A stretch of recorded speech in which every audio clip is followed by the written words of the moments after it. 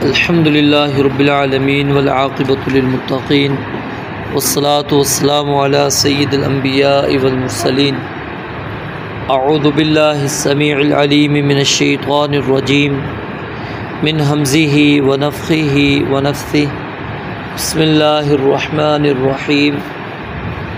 वज़्कुरुल्लाह, और अल्लाह ताला को याद करो, फ़ी अय्यामिन मअदूदातिन, चंद गिने हुए दिनों में।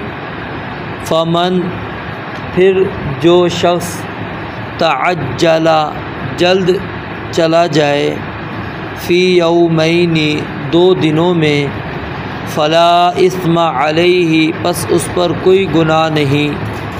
वमन, और जो कोई, तअख़्ख़रा, ताख़ीर करे, फ़ला इस्मा अलैहि, पस उस पर भी कोई गुनाह नहीं।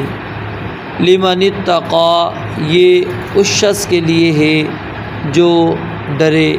वत्तक़ुल्लाह, और अल्लाह ताला से डरो।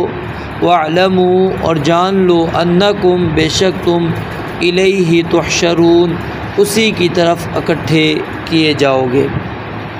दोबारा देखें, वज़्कुरुल्लाह, और याद करो अल्लाह ताला को, फ़ी अय्यामिन मअदूदातिन, चंद गिने हुए दिनों में।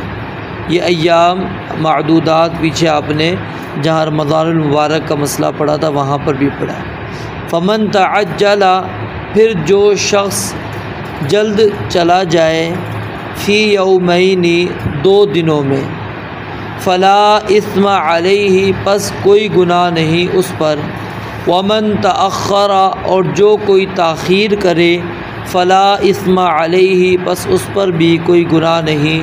लिमनित्तक़ा, उस शख्स के लिए है जो डरे। वत्तक़ुल्लाह, और अल्लाह ताला से डरो। वअलमू, और जान लो, अन्नकुम इलैहि तुहशरून, कि बेशक तुम उसी की तरफ इकट्ठे किए जाओगे। अल्लाह रब्बुल आलमीन ने हज के अरकान मुकम्मल करने के बाद इस बात की तरगीब दी है और हुक्म दिया है कि अल्लाह ताला को कसरत से याद करो, अल्लाह ताला का ज़िक्र करो, ज़बान के साथ भी, दिल के साथ भी और अमल के साथ भी, हर लिहाज से अल्लाह रब्बुल आलमीन को याद करो। और फरमाया फ़ी अय्यामिन मअदूदातिन, गिने हुए चंद दिनों में। अब्दुल्लाह इब्न अब्बास रज़ियल्लाहु ताला अन्हुमा फरमाते हैं कि अय्याम मअदूदात से मुराद क्या है? अय्याम तशरीक़ है, यानी 11 ज़िलहज, 12 ज़िलहज और 13 ज़िलहज। इनको सैयदना अब्दुल्लाह बिन अब्बास रज़ियल्लाहु ताला अन्हुमा शुमार करते हैं। और फिर इमाम बुखारी रहमतुल्लाहि अलैहि ने भी उन्वान यही कायम किया है कि मिना में ठहरने के दिनों में तकबीर कहना, और जब अरफ़ात को इंसान जाए उस वक्त तकबीर कहना। तो ये इन दिनों के अंदर एक तो है कि जो हम पूरी दुनिया के अंदर तकबीरात पढ़ते हैं, इसकी उलमा 2 तरह की तकसीम करते हैं। यानी अय्याम ज़िलहज शुरू होने से, या यूँ कह लें दूसरे लफ्ज़ों में कि ज़ुल्हज का महीना जब शुरू हो जाता है, जैसे अशर ज़िलहज्जा 10 दिन इब्तिदाई, फिर उसके बाद अय्याम तशरीक़ आ जाते हैं। तो इनके अंदर तकबीरात कसरत के साथ पढ़ने का हुक्म मौजूद है।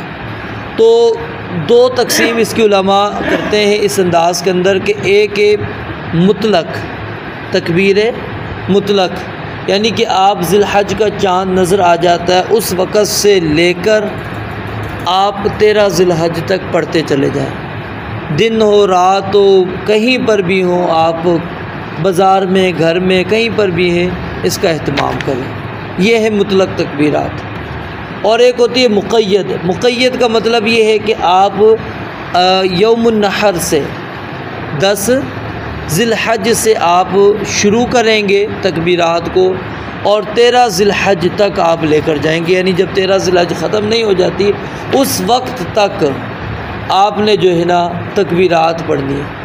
हमारे यहाँ इसके अंदर एक चीज़ जो पाई जाती है कि हम इसका एहतमाम सिर्फ़ और सिर्फ कर रहे होते हैं नमाज के बाद। फ़र्ज़ नमाज पढ़ी, फ़र्ज़ नमाज के बाद अल्लाहु अकबर ला इलाहा इल्लल्लाह बुलंद आवाज़ से तो ये याद रखिए, फ़र्ज़ नमाज के बाद और फिर अय्याम ज़िलहज के अंदर, ठीक है, अशरा ज़िलहज हो या फिर अय्याम तशरीक़ हो, उसमें इस तरह अमल करना ये नबी मुकर्रम सल्लल्लाहु अलैहि वसल्लम से साबित नहीं है, ठीक है। हाँ, आप अस्कार कर लेते हैं जो नमाज के बाद के अस्कार हैं, फिर उसके बाद अगर आप तकबीरात पढ़ते हैं कोई मसला नहीं, लेकिन हमने क्या इसको एक जुज़ बना लिया होता है, हिस्सा बना लिया होता है, और जो बंदा इसके ऊपर अमल नहीं कर रहा होता हम उसको तंबीह भी कर रहे होते हैं कि जी आप तकबीरात नहीं पढ़ रहे, ठीक है, नहीं, क्योंकि उस वक्त पढ़ने की कोई ख़ास दलील नहीं है।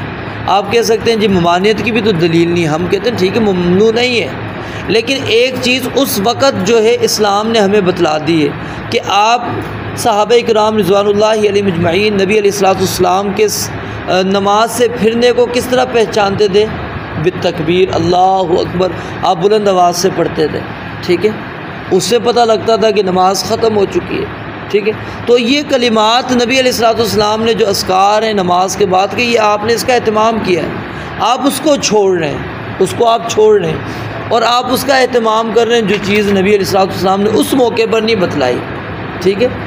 तो ये मुतलक है, आम है, किसी भी वक्त आप बाज़ार में, घर में, कभी भी हैं, वो आप तकबीरात का एहतमाम करें। जो ख़ास तौर पे हुज्जाज किराम होते हैं उनके लिए अरफ़ात से लेकर, ठीक है, ये तकबीरात उनके लिए लाजिम होती है। सैयदना उमर रज़ी अल्लाह तआला उनके बारे में आता है कि वो मिना के अंदर अपने खेमे में बैठकर तकबीरात बुलंद आवाज़ से पढ़ते थे, और जब उनकी आवाज़ दूसरे खेमे वालों तक पहुंचती तो वो बुलंद आवाज़ से पढ़ते। यूँ करते करते पूरा मिना जो है बुलंद आवाज़ों से तकबीरात से गूंज जाया करता था, ठीक है। फिर इसी तरह हम जब सैयदना अब्दुल्लाह बिन उमर रज़ी अल्लाह तआला अन्हुमा का अमल देखते हैं, एक तो मिना के अंदर का भी मौजूद है, मिना में भी वो इसी तरह बुलंद आवाज़ से पढ़ा करते थे, और फिर दूसरा जो है सैयदना अब्दुल्लाह बिन उमर और सैयदना अबू हुरैरा रज़ी अल्लाह तआला जो बाज़ार में चले जाया करते थे और वहाँ पर तकबीरात पढ़ते थे, वो बुलंद आवाज़ से ही थी। तो यानी कि एक होती है इज्तिमाई ज़िक्र, याद रखें, अगर आप तकबीरात को इज्तिमाई ज़िक्र की कैफियत बना लेते फिर ये गलत हो जाएगा, ठीक है। अब उमर रज़ी अल्लाह तआला अपनी पढ़ रहे थे, उनको सुन के लोगों को याद दहानी हो गई, वो करीब वालों ने पढ़ना शुरू कर दी, इस तरह करते करते मतलब सब ने एहतमाम कर दिया। ये नहीं है कि उमर की आवाज़ के ऊपर ही सारे पढ़ रहे थे, ठीक है। तो जो इज्तिमाई ज़िक्र है ये साबित कहीं पर भी नहीं है, किसी सूरत में इस्लाम के अंदर इज्तिमाई ज़िक्र की इजाज़त मौजूद नहीं है कि इकट्ठे बैठकर बंदा एक ही वक्त के अंदर एक ही ज़िक्र बंदा करे। हाँ, एक अलग कैफियत इसके अंदर आप यूँ समझ सकते हैं कि एक होता है बच्चों को घर में एहतमाम करवाना, आप उसको तालीम दे रहे हैं, तालीम की नीयत से आप बच्चों को कहते हैं जी आप पढ़ें सुभान अल्लाह, ठीक है, इतनी मरतबा अल्हम्दुलिल्लाह पढ़ें, इतनी मरतबा अल्लाह अकबर पढ़ें, इतनी मरतबा अस्तग़फिरुल्लाह पढ़ें, तो वो तालीम देना मकसूद है, वहाँ पर आप बच्चों को वहाँ पर ज़िक्र कराना मकसूद नहीं है, क्योंकि आप नहीं कर रहे, आपने बच्चों को कहा है, ठीक है। या तो है ना आप भी सुभान अल्लाह बुलंद आवाज़ से बच्चों से भी करवाएं, फिर ये इज्तिमाई ज़िक्र हो जाएगा। तो इज्तिमाई ज़िक्र इसका सबूत मौजूद नहीं है। जो मैंने हदीस आपको सही बुखारी या सही मुस्लिम की जो पेश की थी कि सहाबा किराम कहते हैं कि नबी इस्लाम के नमाज ख़त्म होने को अल्लाह अकबर से पढ़ते थे, इसको बाज़ लोगों ने ये कहा कि देखो ज़िक्र है अल्लाह अकबर और ये बुलंद आवाज़ से हो गया है, तो लिहाजा बुलंद आवाज़ से ज़िक्र करना जायज़ है, बुलंद आवाज़ से ज़िक्र करना जायज़ है। वज़कुर रब्बका फ़ी नफ़्सिक तज़र्रुअन व खुफ़िया, लेकिन बेहतर क्या है कि अपने रब को अपने दिल के अंदर तज़र्रु और खुफिया छुप कर आहिस्तगी के साथ रब्बुल आलमीन को याद करो, ये अफजल तरीका है, ठीक है। लेकिन अगर कभी कभी आपके कलिमात पढ़ते आवाज़ बुलंद हो जाती है उसमें कोई हरज नहीं है। तो बहरहाल ये तकबीरात का एहतमाम जो है कसरत के साथ करना है। तो अल्लाह ताला फरमाते हैं वज़कुरुल्लाह फ़ी अय्याम मअदूदातिन, कि अय्याम मअदूदात के अंदर यानी अय्याम तशरीक़ के अंदर कसरत से तुमने तकबीरात पढ़नी है। और फिर इसके अंदर उलमा सिर्फ ये तकबीरात ही नहीं जो मैंने आपको बतलाई जो हम पढ़ते हैं अमूमन, इसके अंदर वो जो हाजी रमी करते हैं उसको भी वो तकबीरात के अंदर शुमार कर लेते हैं। और फिर इसी तरह वो जब जानवर ज़बह करते वक्त हम पढ़ते हैं बिस्मिल्लाह वल्लाहु अकबर, उसको भी उलमा शामिल कर लेते हैं। ठीक है, तो इसके अलावा और भी चीज़ें हैं जो ज़िक्र इलाही की कैफियत बन सकती है, जिसके अंदर आप अल्लाह रब्बुल आलमीन को याद कर रहे हैं। फ़मन तअज्जल फ़ी यौमैन फ़ला इस्म अलैहि, यहाँ पर अल्लाह रब्बुल आलमीन ने ये हुक्म दिया है कि अगर कोई शख्स वो सिर्फ़ 2 दिन कंकरी मारता है, सिर्फ़ कितने 2 दिन कंकरी मार कर आ जाता है, ठीक है, फ़ला इस्म अलैहि, अल्लाह कहते हैं उसके ऊपर कोई गुनाह नहीं है। वमन तअख़र, और जो बंदा 3 दिन पूरे वहाँ पर रहता है और वो तीनों दिन जाके कंकरियाँ मारता है, फ़ला इस्म अलैहि, तो अल्लाह ताला फरमाते हैं उसके ऊपर भी कोई गुनाह नहीं है। यानी इजाज़त यहाँ पर ये मिल गई है कि अगर कोई बंदा वापस जल्दी आना चाहता है तो जल्दी से जल्दी उसके लिए कितने दिन है, 2 दिन वहाँ पर, उसके बाद वो वहाँ से आ सकता है। ठीक है, बाकी अगर कोई बंदा पूरा पीरियड वहाँ पर जो वक्त है वो लगा कर आता है, अल्लाह ताला फरमाते हैं उसके ऊपर भी कोई गुनाह नहीं, लिमन इत्तक़ा। लेकिन शर्त क्या है कि आप तक़वा इख्तियार कर रहे हैं, खौफ है आपके अंदर, डर है रब का, ये है। ये नहीं है कि आप अपने मकसद को देख रहे हैं, आप अल्लाह का डर भी मद्देनज़र रखें, रब्बुल आलमीन के हुक्म का अहकामात को नहीं बदलना। वत्तक़ुल्लाह, इसलिए अल्लाह ताला ने फिर आगे ये तालीम दे दी कि अल्लाह ताला से डरो। वअलमू अन्नकुम इलैहि तुहशरून, और ये समझ लो, जान लो कि तुमने उसकी तरफ इकट्ठा होना है। यानी यहाँ पर आखिर में अल्लाह ताला ने जो हज का दरस है वो बयान कर दिया कि जिस तरह महशर के मैदान के अंदर सब के सब लोग इकट्ठे होंगे, तो इसी तरह यानी कि हज के मौसम के अंदर एक ही तरह के मतलब लिबास पहनकर लोग मौजूद होते हैं, पूरी दुनिया से आए हुए लोग। तो ये अल्लाह रब्बुल आलमीन ने वहाँ पर जो हमारे लिए दीगर असबाक रखे, तो यहाँ पर एक सबक अल्लाह रब्बुल आलमीन ने यह भी रखा कि इसके अंदर तुमने महशर के मैदान को याद रखना है, महशर के मैदान को याद रखना है। जिस तरह अल्लाह ताला ने यहाँ पर तुम्हें इकट्ठा कर दिया है, इसी तरह अल्लाह रब्बुल आलमीन तुम्हें जो है महशर के मैदान के अंदर भी इकट्ठा करेगा। एक मरतबा फिर देख लें, वज़्कुरुल्लाह, और अल्लाह ताला को याद करो, फ़ी अय्यामिन मअदूदातिन, गिने हुए चंद दिनों में, फ़मन तअज्जला, पस जो कोई जल्दी कर ले या जल्द आ जाए, चला जाए, फ़ी यौमैनी, 2 दिनों में, फ़ला इस्म अलैहि, पस उस पर कोई गुनाह नहीं।